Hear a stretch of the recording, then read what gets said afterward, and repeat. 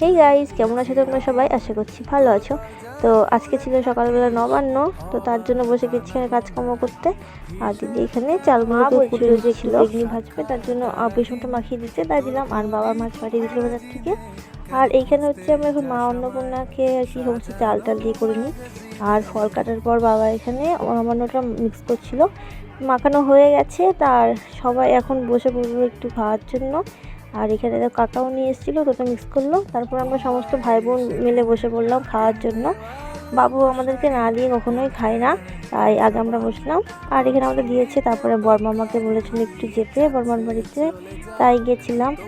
আর এ দেখো এখানে দিয়েছে, আমি আর দিদি গেছিলাম। আর এখানে সমস্ত রান্না বাড়া আর কি যত নিয়ম আছে এগুলো করে নিল।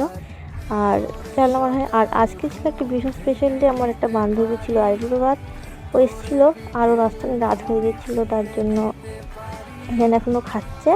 আর খেতে খেতে দেখো কত নাটক করছে, আর বলছে আমার মুখটা যেন তুলবি না।